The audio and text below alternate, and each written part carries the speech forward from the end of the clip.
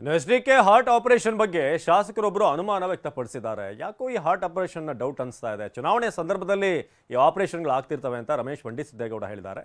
ಚುನಾವಣೆ ಬಂದರೆ ಸಾಕು ಎಚ್ಡಿಕೆ ಆಸ್ಪತ್ರೆ ಸೇರ್ತಾರೆ, 3 ದಿನದಲ್ಲಿ ಹಾರ್ಟ್ ಆಪರೇಷನ್ ಆಗುತ್ತೆ, 4ನೇ ದಿನಕ್ಕೆ ರಾಜ್ಯ ಸುತ್ತಾರೆ, ಹೇಗೆ ಸಾಧ್ಯ ಅಂತ ಕೇಳಿದ್ದಾರೆ. ಸುಮ್ಮನೆ ಏನಾರು ಒಂದು ಚುನಾವಣೆ ಸಂದರ್ಭ ಬಂದ ತಕ್ಷಣ ಹೋಗಿ ಹಾಸ್ಪಿಟ್ಲಿಗೆ ಸೇರ್ತಾರೆ. ಹಾಸ್ಪಿಟ್ಲಿಗೆ ಸೇರಿಸಿ 3 ದಿವಸ ಇರ್ತಾರೆ, ಒಂದು ಹಾರ್ಟ್ ಆಪರೇಷನ್ ಆಯ್ತದೆ, 4ನೇ ದಿವಸಕ್ಕೆ ಇಡೀ ರಾಜ್ಯ ಸುತ್ತಾ ಇರ್ತಾರೆ. ಅದು ಹೆಂಗೆ ಸಾಧ್ಯ ಅಂತ ನನಗೆ ಅರ್ಥ ಆಯ್ತಲ್ಲ. ಕಡೆ ಯಾರು ಹಾರ್ಟ್ ಪೇಷಂಟ್ಸು, ಈಗ ಚೆಲುವಣ್ಣ ಇಲ್ಲೇ ಕೂತವನೆ, ಚೆಲುವಣ್ಣಂಗೆ ಇರ್ತಕ್ಕಂಥ ಸೇಮ್ ಕಾಯಿಲೆ ಅವ್ರ ಸ್ನೇಹಿತರಿಗೆ ಕುಮಾರ್ ಅಣ್ಣಂಗೆ ಇರ್ತಕ್ಕಂಥದ್ದು. ನಾ ಇವನು ಹಾಸ್ಪಿಟ್ಲಿಗೆ ಸೇರಿಸಿದ್ರೆ 1 ತಿಂಗಳಾದರೂ ಈಚೆಗೆ ಬರೋಲ್ಲ. ಅದು ಹೆಂಗೆ 2 ದಿವಸಕ್ಕೆ ನಾವು ಹಾರ್ಟ್ ಆಪ್ರೇಷನ್ ಮಾಡಿಸ್ಕೊಂಡು ನಾವು ಈಚೆಗೆ ಬರೋದು ನನಗಂತೂ ಗೊತ್ತಾಯ್ತಾರೆ. ನನಗೆ ಏನಾರೋ ಒಂದು ವಸ್ತು ಇದಿದ್ದರೆ ಹೇಳ್ಕೊಡಿ ದಯವಿಟ್ಟು. ಹೊಸ ಟೆಕ್ನಿಕ್ ಗೊತ್ತಾಯ್ತಲ್ಲ. ಸುಮ್ಮನೆ ಏನಾರು ಒಂದು ಚುನಾವಣೆ ಸಂದರ್ಭ ಬಂದ ತಕ್ಷಣ ಹೋಗಿ ಹಾಸ್ಪಿಟ್ಲಿಗೆ ಸೇರ್ತಾರೆ. ಹಾಸ್ಪಿಟ್ಲಿಗೆ ಸೇರಿಸಿ 3 ದಿವಸ ಇರ್ತಾರೆ, ಒಂದು ಹಾರ್ಟ್ ಆಪರೇಷನ್ ಆಯ್ತದೆ, 4ನೇ ದಿವಸಕ್ಕೆ ಇಡೀ ರಾಜ್ಯ ಸುತ್ತಾ ಇರ್ತಾರೆ. ಅದು ಹೆಂಗೆ ಸಾಧ್ಯ ಅಂತ ನನಗೆ ಅರ್ಥ ಆಯ್ತಲ್ಲ. ಕಡೆ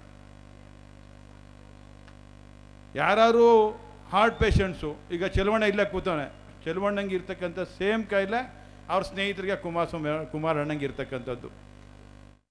ಇನ್ನು ಬಂಡಿಸಿದ್ದೇಗೌಡರ ಈ ಹೇಳಿಕೆಗೆ ಗೃಹ ಸಚಿವ ಪರಮೇಶ್ವರ್ ರಿಯಾಕ್ಟ್ ಮಾಡಿದ್ದಾರೆ. ಏನು ಹೇಳಿದರು ಬನ್ನಿ ನೋಡೋಣ.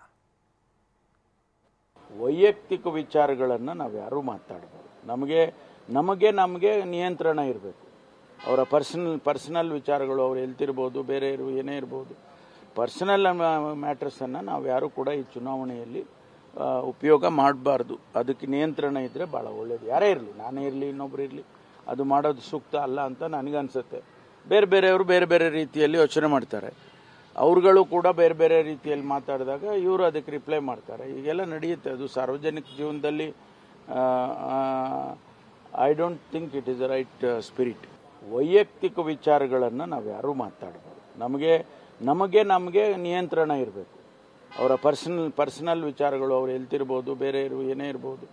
ಪರ್ಸನಲ್ ಮ್ಯಾಟರ್ಸನ್ನು ನಾವು ಯಾರೂ ಕೂಡ ಈ ಚುನಾವಣೆಯಲ್ಲಿ ಉಪಯೋಗ ಮಾಡಬಾರ್ದು. ಅದಕ್ಕೆ ನಿಯಂತ್ರಣ ಇದ್ದರೆ ಭಾಳ ಒಳ್ಳೆಯದು. ಯಾರೇ ಇರಲಿ, ನಾನೇ ಇರಲಿ, ಇನ್ನೊಬ್ರು ಇರಲಿ, ಅದು ಮಾಡೋದು ಸೂಕ್ತ ಅಲ್ಲ ಅಂತ ನನಗನ್ಸುತ್ತೆ. ಬೇರೆಯವರು ಬೇರೆ ರೀತಿಯಲ್ಲಿ ಯೋಚನೆ ಮಾಡ್ತಾರೆ. ಅವ್ರುಗಳು ಕೂಡ ಬೇರೆ ರೀತಿಯಲ್ಲಿ ಮಾತಾಡಿದಾಗ ಇವರು ಅದಕ್ಕೆ ರಿಪ್ಲೈ ಮಾಡ್ತಾರೆ. ಈಗೆಲ್ಲ ನಡೆಯುತ್ತೆ. ಅದು ಸಾರ್ವಜನಿಕ ಜೀವನದಲ್ಲಿ I don't think it is the right spirit. ವೈಯಕ್ತಿಕ ವಿಚಾರಗಳನ್ನು ನಾವು ಯಾರೂ ಮಾತಾಡಬಾರ್ದು.